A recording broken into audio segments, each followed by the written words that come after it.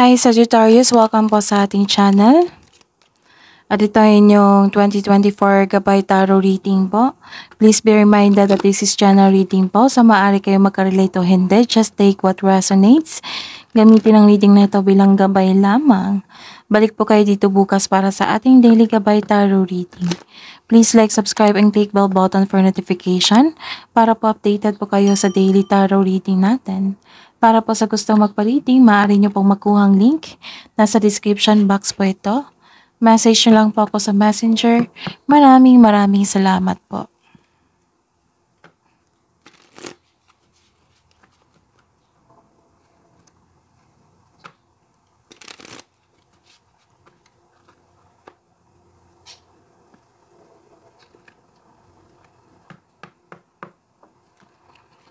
Spirits guys, ano po yung parating para po kay Sagittarius ngayong 2024?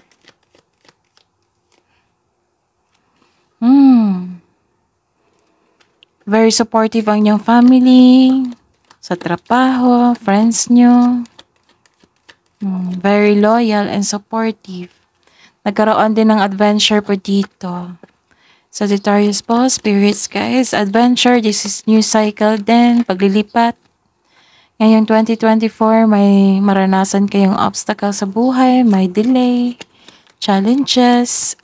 Spirits guides, ngayong 2024 para kay Sagittarius. Okay. Nagkaroon ng commitment dito. Cooperation, may promise po dito. New cycle sa inyong buhay. Maaring kasal to. Promotion or proposal. And you're receiving love. Wow. And nagbibigay kayo ng tulong dito sa inyong kapwa. Nagkaroon din ng forgiveness po.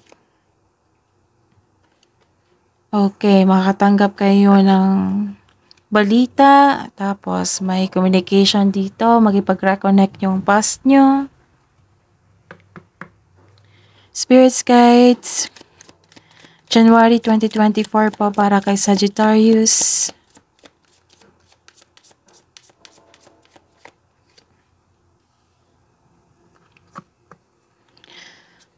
February 2024 para po kay Sagittarius. Spirits guide.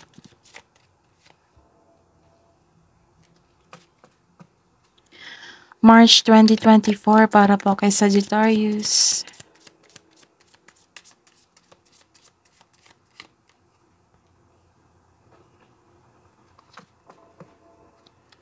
April 2024 para po kay Sagittarius. Spirits guide.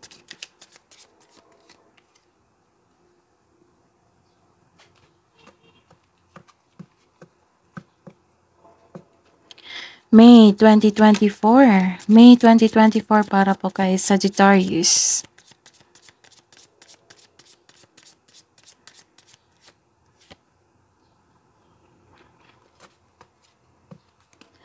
June 2024 para po kay Sagittarius. Okay. July 2024 para po kay Sagittarius.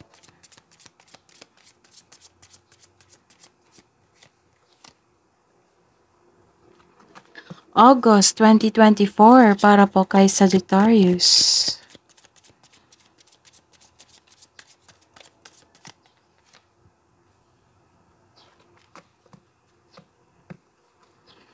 September 2024 para po kay Sagittarius. October 2024 para po kay Sagittarius.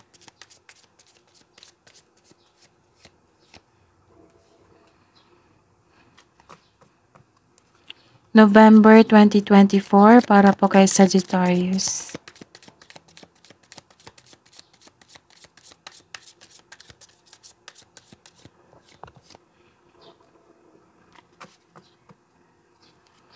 December 2024 para po kay Sagittarius. Okay. Wow.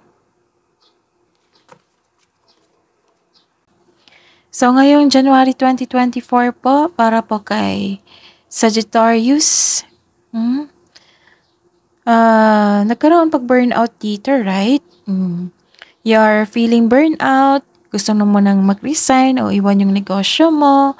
Pagod lang po kayo. Nakikita ko dito na hindi kayo gumagawa ng solusyon eh. So, magawa ng solusyon kasi may nakita akong financial prosperity dito. So, believe in yourself. Kailangan mo ng pahinga, tamang pahinga para to get back on your track. So, kailangan na mag-move forward kasi may nakita talaga akong financial prosperity dito. So, this is all about work din. Sa February 2024, para po kay Sagittarius, nagkaroon po dito ng moderation, harmony, pagkakaisa. So, sa buhay pag-ibig sa mga single dyan, huwag pilitin na magbuo ng relasyon na hindi nakatadhana sa inyo. So, huwag mag-alala. The universe is working. The universe is working. Okay. Huwag kayong mag-alala. The universe is working behind the scenes to bring romance into your life. So, trust the divine timing. May tao talagang nakatadhana sa inyo. Sa buhay relasyon, sa mag-asawa, sa mga may relasyon dyan, may emotional intense na mangyayari po. Ang taas ng trust level sa isa't isa. So, this may lead to the next level sa inyong relasyon. Sa career and money, may masungit kayong customer. Ngayong February 2024, so kailangan talaga ng mahabang pasensya at pag-intindi. Sa kaperahan man, this card asks you to pay attention to your income at sa paggasta. So, pay attention sa inyong kaperahan also. Sa Marso, ngayong 2024, para po kay Sagittarius, may controlling of behavior dito eh. So, may mag-iingat po sa taong walang magandang intention sa inyo. It might be sa trabaho mo ito o sa bahay nyo. May nakita kong taong dictator dito. Very controlling at dishonest sa buwan na ito. Ngayong March 2024. So, ngayong April 2024, okay, wow, satisfaction and abundance. Thankful ka sa mga biyayang natanggap mo. You have overflowing abundance. Successful and satisfied kayo sa buhay nyo. So, this card asks you to relax and enjoy what you've worked hard to achieve. So, share your blessings po. Sa love and romance po, sa mga single dyan, may na-attract kayong sobrang successful sa buhay at ready na makipagrelasyon. Sa mga may relasyon, sa mga buhay mag-asawa, love and happiness overflow. Sobrang satisfied nyo sa inyong relasyon. Okay. Nagkaroon ng satisfaction dito mag-relax at mag-enjoy. You deserved it po. Sa career and money, may natapos kang project ngayong April po, 2024, may tatapos kayong project, sobrang saya nyo at satisfied kayo sa naabot mong completion. Sa mga may trabaho po, expect a recognition and promotion po. And follow your intuition kasi ito yung mag-guide sa inyo para maging success kayo. May nakita rin akong health improvement dito. Okay, ngayong May 2024. Okay. You're clinging to your past. Nakikita ko dito, some of you. Nilalaban mo ang pagbabago. Ayaw mo sa changes or new cycles sa inyong buhay. Natatakot ka rin sa changes. Gusto mong bumalik sa nakaraan. So, ending the situation means new opportunity is coming. A new beginning, it may be uncomfortable. Sa simula, masasanay ka rin. Ngayon, June 2024, para po kay Sagittarius. Okay, nagkaroon ng suspicion dito sa isang tao. You are feeling insecure or may kasama kayo na feeling insecure po sa inyo or self-centered. May tao rin dito na hindi binavalue ang love, ang panahon sa trabaho, sa kaperahan, panahon sa sarili. Maring ikaw ito ba or partner nyo?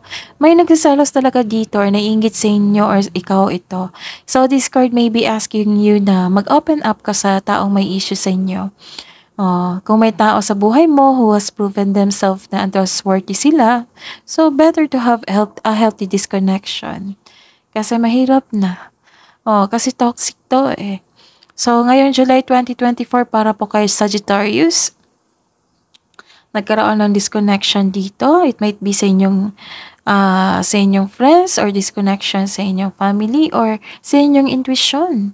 So, this card tells you na may nangyayaring blockages, marami kayong problema sa ngayong July 2024. Maaring you feel cut off from loving yourself or ayaw mo may magmahal sa inyo. Ayaw nyo mag-alaga sa inyo.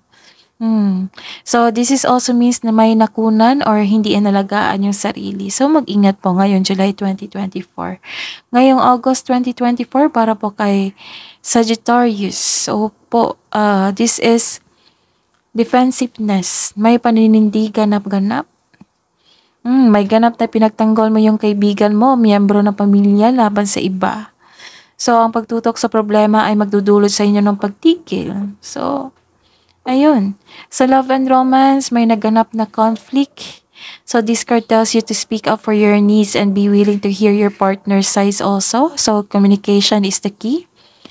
May kinakaharap kayo ngayon na challenges, pero ma-overcome nyo ito. Sa mga single dyan, huwag kayong matakot sa difficulties in love. Put a clear intention also. Sa career and money nyo po, may ganap na negotiation for a raise ng allowance. Sweldo o contract. Contract. Yes, magkakaroon ng successful agreement dito. So, challenges may arise in your career, pero temporary lang po ito. Okay. Ngayong September 2024. Para po kay Sagittarius. September 2024. September 2024, nagkaroon ng quick action dito eh. So, sa love and romance, may parating na romantic partner sa inyong buhay ngayong September 2024. Ilan sa inyo excited po? May matanggap kayo na event invitation or may nag-ask sa inyo ng date. So, may ilan sa inyo nami-meet nyo ang inyong partner via travel. May travel kasi dito. So, sa career and money nyo po, isa o maraming alok o idea ang darating sa inyo. Busy kayo ngayon sa inyong trabaho, may parating na exciting new opportunities. May nakikita rin akong financial stability dito, nagkaroon ng abundance sa kaperahan nyo. Wow! So, this is September 2024 for Sagittarius. Ngayong October 2024, tingnan natin para po kay Sagittarius, nagkaroon po ng long term of abundance dito. Steady ang progress. So, sa love and romance, sa mga single dyan, ang ideal type nyo po yung stable na, grounded and trustworthy. Sa mga may relasyon, sabay-sabay kayo nagtayo ng trust and stability, ayaw ng away. So, this card tells you na you need to take things slow if you want the relationship to last. Sa career and money, sa mga nag-invest na mukhang nagkaroon ng mabagal na resulta, so kailangan nyo hayaan nyo lang magbunga ito kasi ito ay magbubunga ng masaganang resulta po. So, continue to take steady action on your goals while remaining patient and realistic about your expectation. Kung kayo po ay naghahanap ng trabaho o nag-iisip ng bagong karera, manatilihing masahin sa mabuti. So, magkakaroon ng delay pero magiging worth it naman ito. Ang pag-aantay na ito. So, November 2024, may sudden change po naganap para kay Sagittarius. Okay, nagkaroon ng sudden changes. May bigla ang pagbabago. Okay, sa mga buhay pag-ibig po. Sa buhay pag-ibig, may sekreto na parating which may be shocking sa inyo. Career and money. Nagkaroon po dito ng may nalaman kayong sekreto dito. Okay, sa December 2024, para po kay Sagittarius, wow, you are happy. This is the happiest card. Happy kayo ngayong December 2024. May success at achievement na parating. May parating na blessings that it will lead you to happiness. Improvement sa health, naka-recover na kayo sa sakit nyo, improvement sa health. Ito ay magandang kalusugan, masaya kayo dito. So, enjoy your success po. Sa love and romance, may matatanggap kang news na may buntis or wedding. Maari ring nagkaroon kayo ng happy bonding sa inyong partner. Sa mga single dyan, may balak kang mag-beach or camping outing to escape every pressure po. Or may marireceive kayong balita regarding sa business. What I meant is buntis po or wedding. Sa career and money, exciting opportunities ay parating na. Magkakaroon ng financial growth po sa buwan na ito. Para sa mga may trabaho, makaka-receive kayo ng acknowledgement and recognition po.